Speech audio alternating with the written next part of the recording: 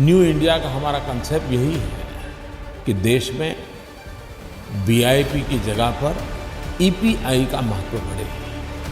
और जब मैं वीआईपी के स्थान पर ईपीआई कह रहा हूं तो मेरा भाव स्पष्ट है, एवरी पर्सन इज इम्पोर्टेंट।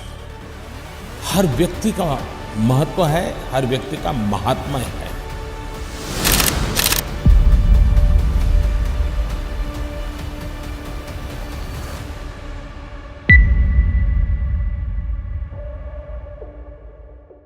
नमस्कार, मैं रवीश कुमार। वीआईपी संस्कृति खत्म करने का ऐलान 2017 में प्रधानमंत्री मोदी कर चुके थे। वीआईपी संस्कृति खत्म करने का ऐलान 2024 में मुख्यमंत्री योगी आदित्यनाथ कर चुके थे। तब भी प्रयागराज महाकुंभ में वीआईपी ही नहीं, वीवीआईपी पास बांटे गए, जिसके कारण लोगों को हर दिन तमाम परेशानियां होती रही।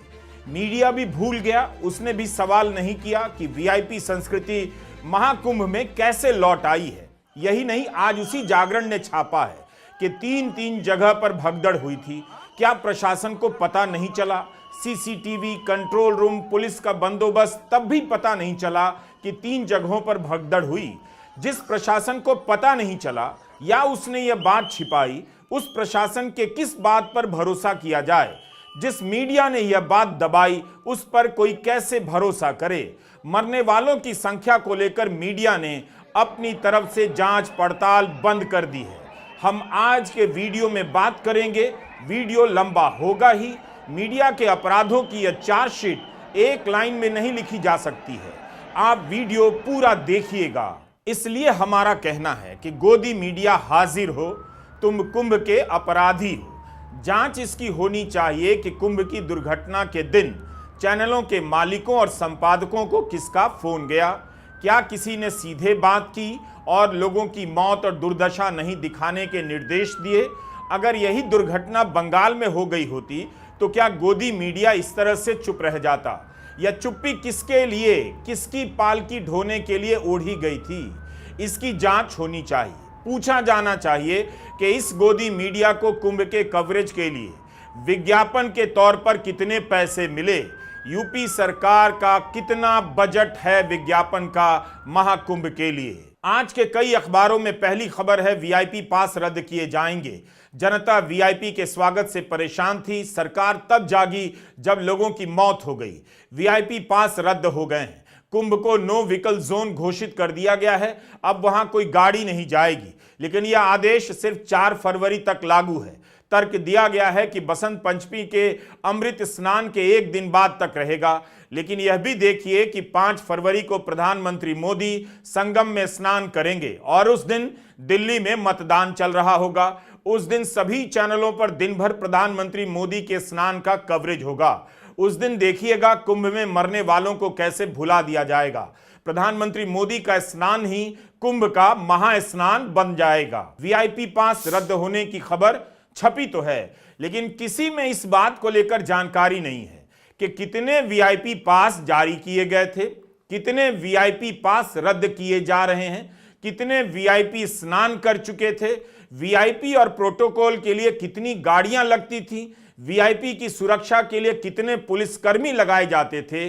कहीं इसकी जानकारी नहीं। न इस बात की कि 10,000 वीआईपी पास जारी हुआ था या 2,000 पास जारी किया गया था। कायदे से अपनी मां को लेकर जा रहा यह पुत्र ही कुंभ के मेले का सबसे बड़ा वीआईपी है, मगर कमर से झुक गई इस मां के लिए पैदल रास्ते हैं। ऐसी कई माताओं के लिए चलने के लंबे लंबे रास्ते हैं। ऐसे कई अशक्त लोगों के लिए कोई इंतजाम नहीं दिखता। कुंभ से ऐसी तस्वीरें मीडिया के कवरेज से गायब कर दी गई हैं। कुंभ में इतने चैनलों के रिपोर्टर गए होंगे, क्या किसी ने इस पर रिपोर्ट किया कि एक वीआईपी आता है तब कुंभ में क्या क्या बदल जाता है?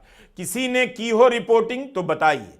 मीडिया इस तरह से आपकी आंखों पर पर्दा डाल रहा है। जब से कुंभ शुरू हुआ है तब से वीआईपी को लेकर सवाल उठने लगे थे। 27 जनवरी को एक श्रद्धालु के वीडियो को पोस्ट करते हुए समाजवादी पार्टी ने अपने ट्विटर हैंडल पर लिखा कि वीआईपी मूवमेंट के नाम पर सीएम योगी, मंत्रीगण, भाजपाई तो अपनी सेटिंग बनाकर सत्ता का सहारा लेकर मौज काट रहे हैं। पुलिस प्रशासन को जो रईस पैसा दे रहा है उसे तो पैसे मिल जा रहा है, लेकिन आम आदमी जो सैकड़ों हजारों किलोमीटर का थकाऊ सफर करके पुण्य कमाने आया है, उसके साथ योगी भाजपा सरकार में धक्का मार व्यवहार हो रहा है। वीआईपी को लेकर आम जनता काफी बोल रही थी। इंस्टाग्राम पर बहुत से बयान मिल जाएंगे। विपक्ष के नेता भी बोल रहे थे, लेकिन फिर भी वीआईपी संस्कृति को लेकर सरकार ने तब तक कुछ नहीं किया जब तक लोग भगदड़ में मर नहीं गए।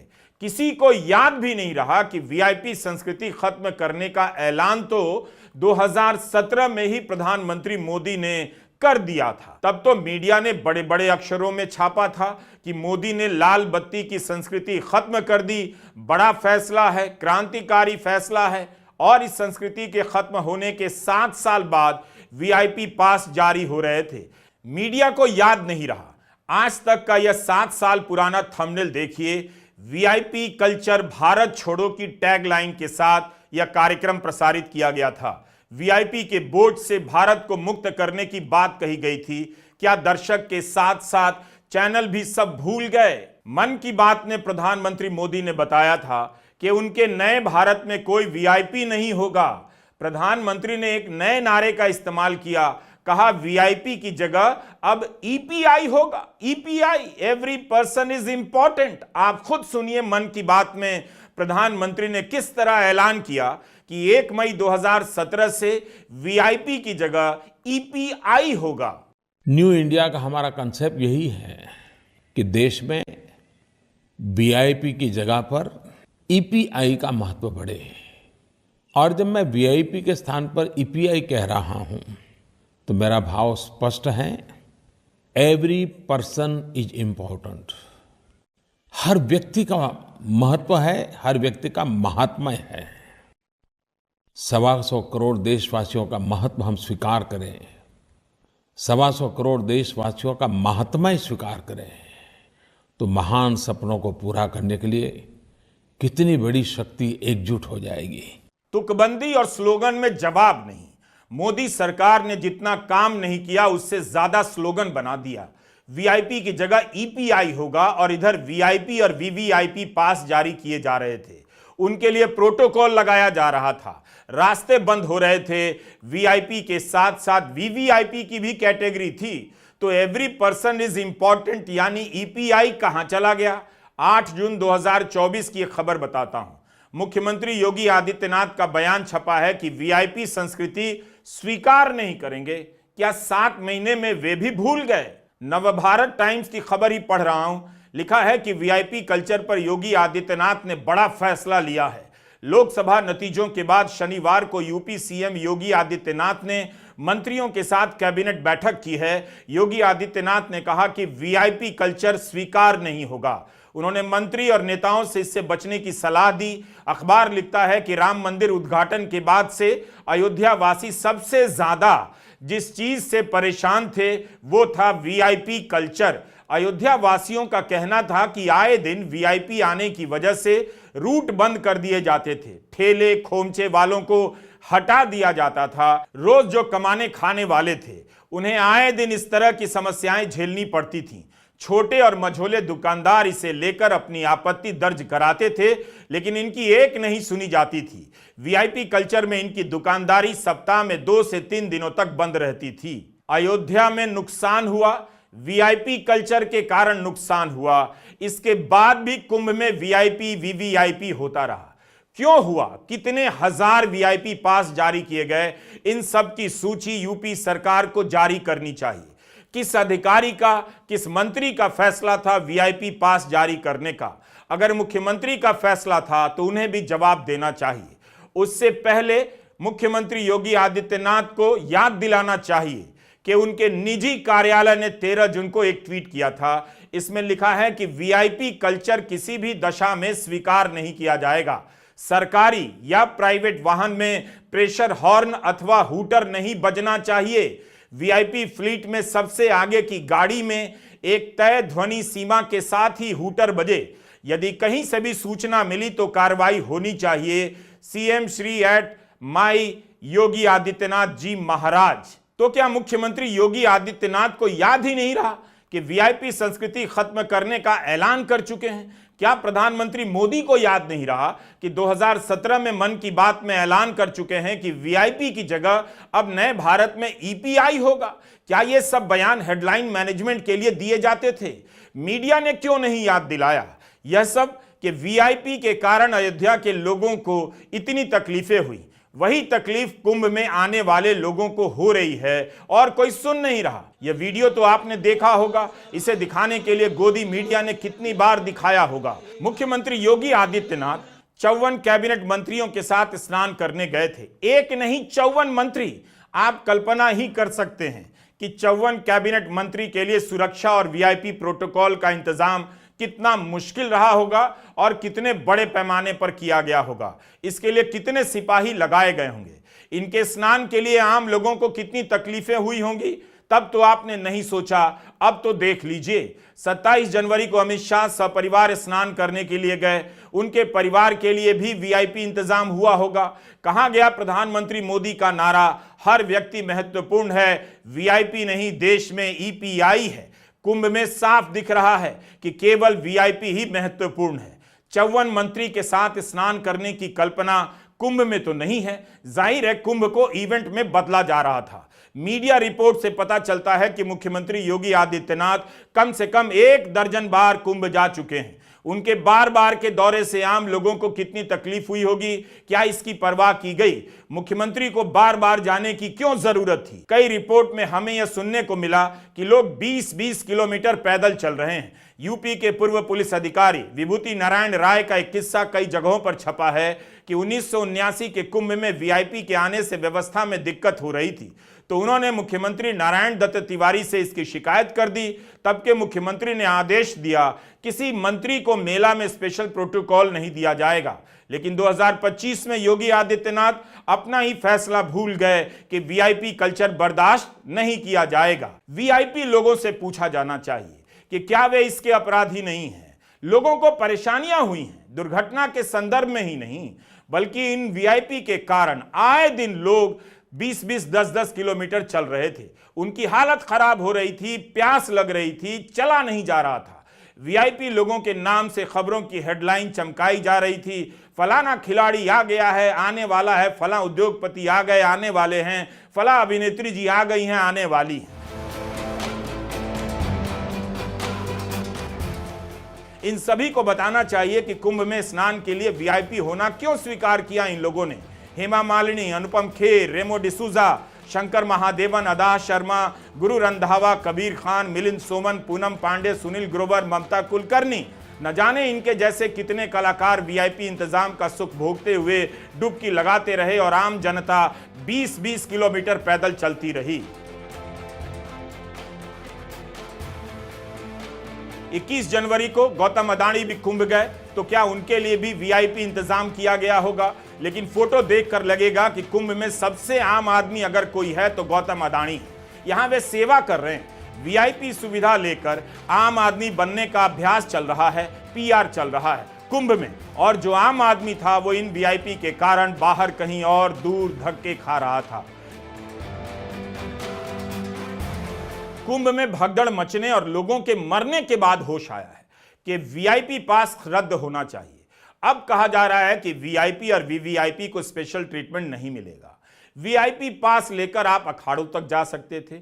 अभी तक ये सब क्यों चल रहा था? इसे बंद क्यों नहीं किया गया था? यही नहीं, गोदी मीडिया ने लोगों की तकलीफों को भी दिखाना सुनाना बंद कर दिया। घटना के बाद 31 जनवरी के इंडियन एक्सप्रेस में एक व्यक्ति का बयान छपा है। उससे पता चलता है कि खबरों को कैसे मैनेज किया जा रहा है। अनिल शरद के भाई उमेश की भगदड़ में मौत हो गई। उनका कहना है कि उमेश के पार्थिव शरीर को प्रयागराज से नर्मदापुरम ले जाने के लिए 40,000 रुपए लग रहे हैं। हमें सरकार से कोई सहायता नहीं मिली, हम खुद ही सब इंतजाम कर रहे हैं। ऐसी बातें और जगहों पर क्यों नहीं है? ऐसी बातों को ज्यादा मुखरता के साथ क्यों नहीं उठाया जा रहा है? हम इसे ही रेखांकित करना चाहते हैं। दैनिक भास्कर ने लिखा है कि प्रयागराज महाकुंभ में बुधवार को भगदड़ के बाद आज यानी 31 जनवरी को भीड़ थोड़ी कम थी। मेले में आने जाने के रास्ते अलग कर दिए गए हैं। प्रयागराज शहर में गाड़ियों की एंट्री पर रोक है। मेला क्षेत्र को नो व्हीकल जोन घोषित कर दिया गया है। वीवीआईपी पास रद्द हैं। यह नियम 4 फरवरी तक लागू रहेंगे। ज्यादातर गाड़ियां शहर की सीमाओं पर फंसी हुई हैं। जागरण ने भी छापा है इस बारे में कि जाम लगा हुआ है। प्रयागराज के रास्ते पर फंसे हजारों वाहन, लाखों श्रद्धालु, अयोध्या राजमार्ग पर जाम। अब आप सोचिए, लाखों लोग फंसे हैं और यह खबर पेज नंबर 7 पर छपी है। मेरे घर जो जागरण आता है उसके भीतर पेज 7 पर ही यह खबर छपी है। लाखों लोग किस हाल में हैं, यह खबर भीतर छापी जा रही है। मतलब लाखों लोगों की यह औकात हो गई है। आप कल्पना कीजिए प्रयागराज की सीमा पर गाड़ियों में फंसे लोगों की क्या हालत हो रही होगी। और देखिए कि किसी गोदी चैनल पर उनकी रिपोर्टिंग है या नहीं। कुंभ खत्म नहीं हुआ, लेकिन पहले ही दिन से इसके इंतजाम को लेकर बड़े बड़े दावे किए जाने लगे। अब सबकी पोल खुलने लगी है। कितना इंतजाम था नजर आ रहा है, बस दिखाया नहीं जा रहा है कि जिलों की सीमाओं पर कार और बस में फंसे लोग कितने घंटों से जाम में फंसे हैं। मीडिया का युग है और मीडिया में ही सारी बातें नहीं है। अब हम बात करेंगे टाइम्स ऑफ इंडिया के संपादकीय की, जागरण की रिपोर्टिंग की और भास्कर के व्यापक कवरेज की। 30 जनवरी के टाइम्स ऑफ इंडिया ने अपने संपादकीय में लिखा है कि दुर्घटना के संदर्भ को समझिए, संदर्भ में इस दुर्घटना को देखिए। इस संपादकीय का टाइटल था ट्रेजेडी एंड कॉन्टेक्स्ट।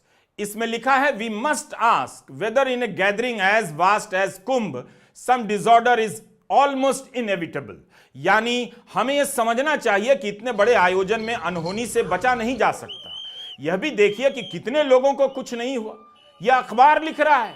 तो क्या अब से दुर्घटना की रिपोर्टिंग बंद कर दी जाएगी कि बालेश्वर रेल दुर्घटना में 200 लोग अगर मर गए हैं, लेकिन यह भी देखिए कि 400 लोग बच भी गए। यह हाल हो गया है इस देश के मीडिया का और अखबारों का। टाइम्स ऑफ इंडिया ने आगे जो लिखा है वो शर्मनाक तो है, खतरनाक भी है। अंग्रेजी का यह अखबार समझा रहा है कि बहुत लोग बच गए। यह भी तो देखिए, क्या मीडिया का यह पैमाना आगे भी इसी तरह का रहेगा? आम लोग मरते रहेंगे और मीडिया लिखेगा कि अभी भी भारत की आबादी 140 करोड़ है, इतने लोग आज नहीं मरे। यह भी तो देखिए, जो काम व्हाट्सएप यूनिवर्सिटी में हो रहा था वही काम अब अखबार करने लगे हैं। अखबार क्यों नहीं जानना चाहता है कि जो लोग मरे उसके पीछे कहीं खराब व्यवस्था कारण है या नहीं? अगर वीआईपी के कारण भगदड़ मची तो क्या यह जानने की बात नहीं, यह खबर नहीं है? तब भी हम कहेंगे कि कोई बात नहीं, अल्जाइमर से भी लोग मर जाते हैं। एक अखबार इंसान की जिंदगी को कैसे देखता है वही आपको दिखा रहा हूं। यही है वह सत्यानाश जिसकी बात मैं 10 साल से कर रहा हूं।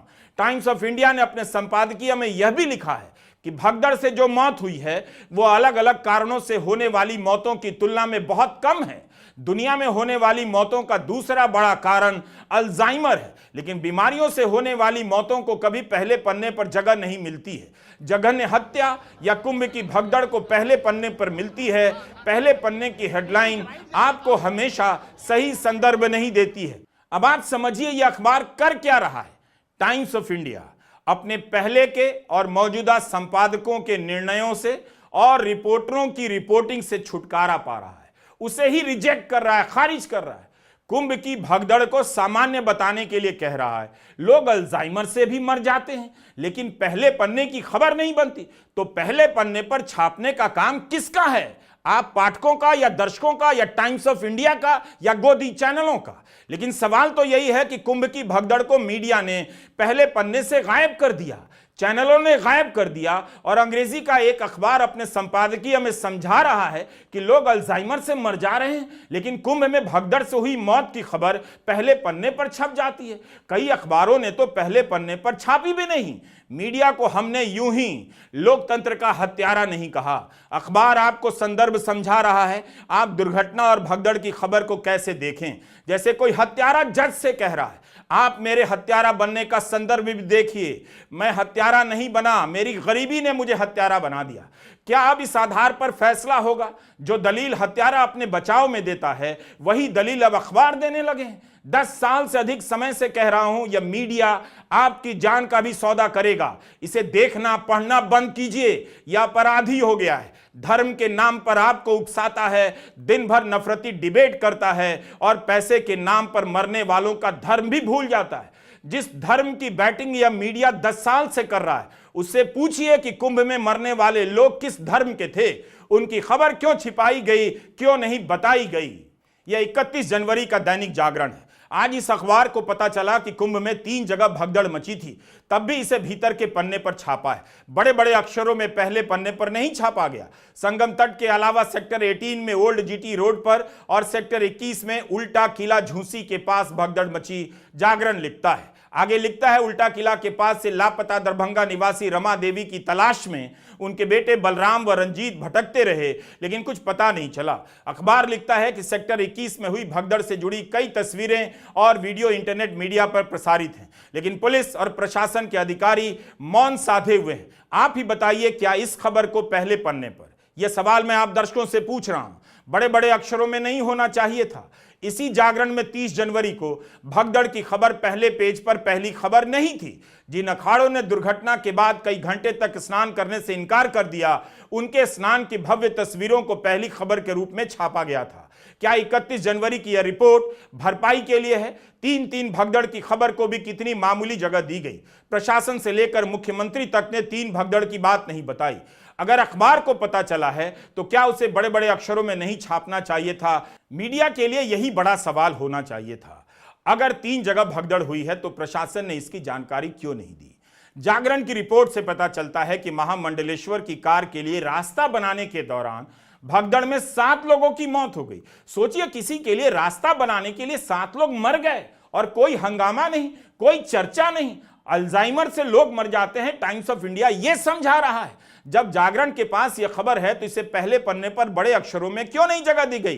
क्या किसी की कार के लिए रास्ता बनाने पर 7 लोग यूं ही मर जाएंगे और उसे इस तरह से छापा जाएगा? अखबार लिखता है, सेक्टर 21 के बाद सेक्टर 18 में ओल्ड जीटी के पास एक महामंडलेश्वर की कार के लिए रास्ता बनाने के दौरान भगदड़ मच गई। एक बालिका समेत 7 महिलाओं की मौत हो गई, मगर उनकी पहचान गुरुवार शाम यानी 30 जनवरी तक नहीं हो सकी। क्षेत्राधिकारी कल्पवासी रुद्र कुमार सिंह का कहना है, उन्होंने शवों को अज्ञात में पोस्टमार्टम हाउस भिजवाया था, बाकी जानकारी नहीं, ऐसा अखबार ने लिखा है। कुंभ में भगदड़ की रिपोर्टिंग करने और रिपोर्टिंग नहीं करने में मीडिया उलझा हुआ है।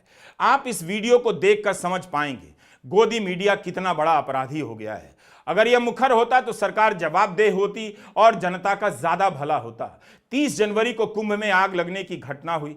इसके पहले 19 जनवरी को महाकुंभ के मेला क्षेत्र में शाम करीब 4:30 बजे आग लगी थी। शास्त्री ब्रिज के पास सेक्टर 19 में गीता प्रेस के कैंप में यह आग लगी।